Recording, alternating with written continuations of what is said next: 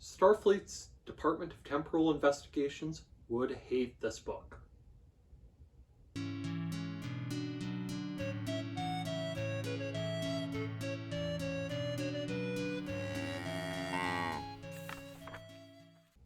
Hi everyone, I'm Jacob. I'm the CowHatLibrarian.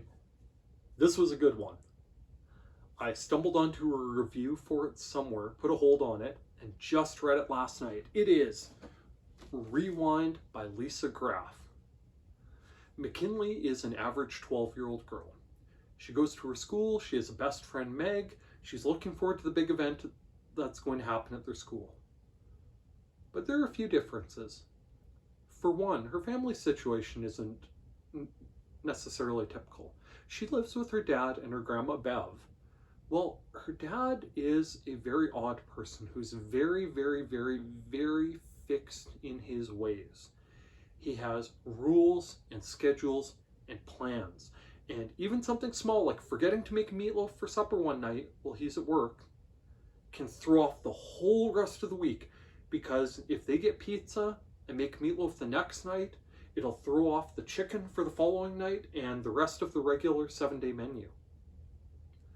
And he needs things that organized because McKinley's grandma Bev had a stroke years back and she lives with them. She helps out as best she can, but she's limited to using one hand, her offhand, and isn't in a position to fully take care of herself, much less McKinley and her dad.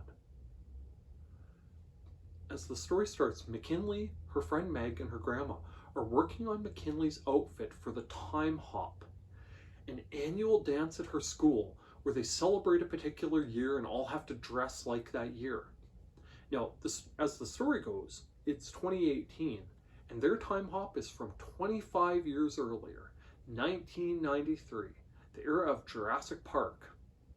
And McKinley's got her outfit all set, and forgets about making supper and gets in trouble. And then finds out that her dad had a schedule change at work. And it means that he's no longer free on Saturday, which means he can't watch Grandma Bev, and McKinley can't go to the Time Hop for the costume contest. She is upset. She's been looking forward to this forever, has the best costume she's ever made. She's super proud of it and wants nothing more than to show it off. And she's told she has to stay home just to make sure Grandma takes her medication. Well, she doesn't think she should have to stay home. She thinks her dad should give her and Grandma Bev more credit than that. And so she hatches a plan where she'll take Grandma Bev to the Time Hop, and Meg, her best friend, will sit with Grandma Bev and keep an eye on her while McKinley is participating in the costume contest. Easy peasy, right? Well, Meg and McKinley have a fight. They had been in an academic quiz bowl type event previously, and McKinley wanted out of it. So they made a deal that if they didn't make it to the national championships, they weren't going to do it anymore. At least that's what McKinley thought. Meg took it as whichever one of them individually made it would decide if each of them kept going, not as a group.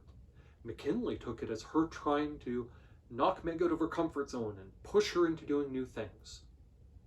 And they have a fight, and it's bad, because they don't even end the fight by saying olive loaf. Their code for I love you, because apparently it makes your mouth make the same sort of movement that the words I love you do. And so McKinley's not sure what's going to happen with Meg and watching her grandma and so on. Now, Meg eventually does show up, but so does McKinley's dad.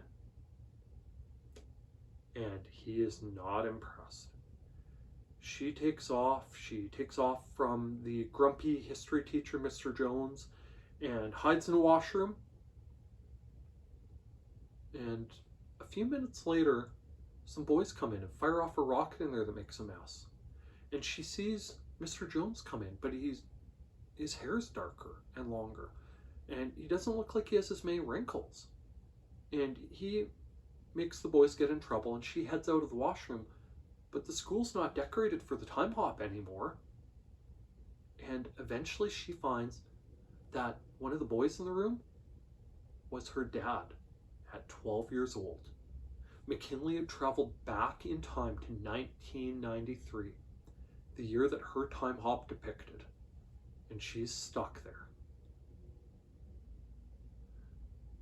So with no good ideas left, McKinley talks to her friend Meg's mom, who's also 12 years old, basically addicted to junk food, and who believes McKinley when she talks about having time traveled from the future.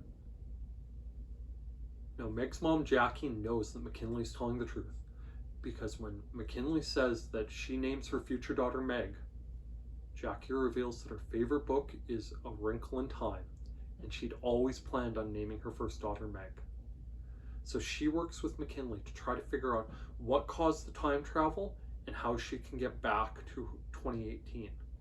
In the meantime, they talk about one or two other things too, including how McKinley can put a few ideas in her dad now to change the person he is in 2018, to make life a little bit easier, a little less structured, a little better. And in the course of things, she also lets Jackie know quite a bit about her future, including that she'll end up marrying a man named Ron, who turns out to be someone that Jackie really, really does not like presently. And McKinley keeps convincing her that, yeah, you have to like him, you will like him, you'll get married to him, which doesn't go over that well. This was great. I loved it.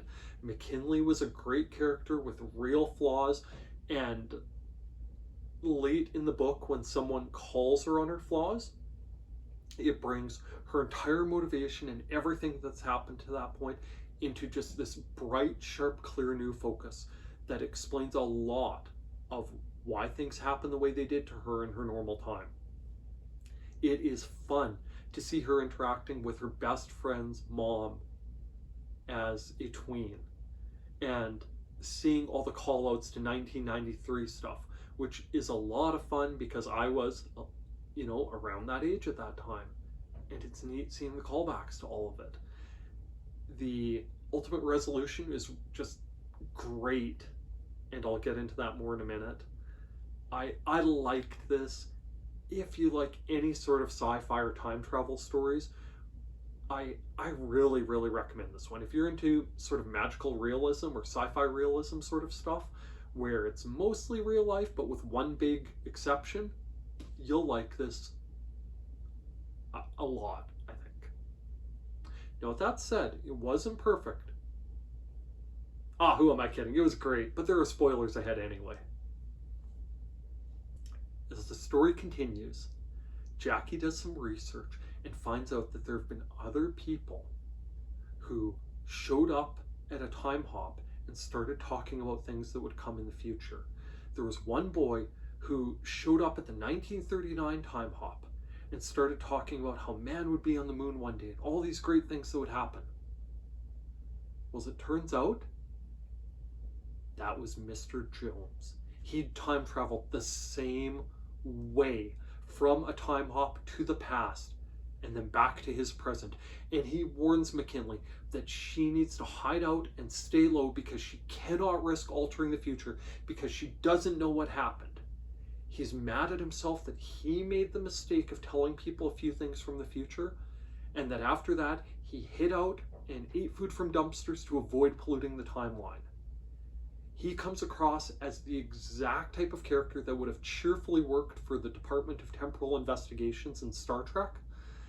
He's just an absolute curmudgeon. He's a fabulous character, and his attempts to keep McKinley from changing anything were great, especially with them butting right up against McKinley's attempts to do things to change her dad in the future, and her inadvertent bungling of everything to do with Jackie and Ron.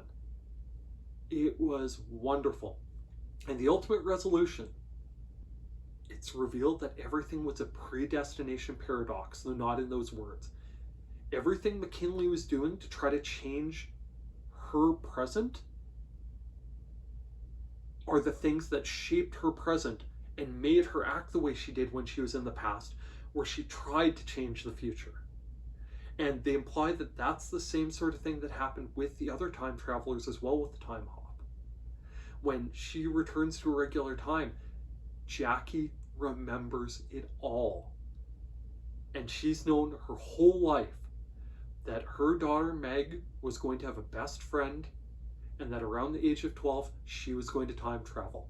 And so she baited a hook for McKinley to look out for her, to say, you know, if you ever need anything, you can come see me any time. It was clever, it was well written, it was self-logical. As long as you can deal with predestination paradoxes, this is a winner. Go borrow it from your local public library. Well, I'm on that note. If you use and appreciate the services offered by your public library, why not take just 1 minute and tell the powers that be exactly that? Tell your mayor, tell a councillor, tell your MP or MLA that you use and appreciate the services offered by your public library. We're at a time where some libraries aren't receiving enough sustainable funding to continue improving the materials, programs, and services they offer. And a few good words in the right ears might make a world of difference. If by some chance you're a library staff member, don't forget, watching my videos counts as professional development time.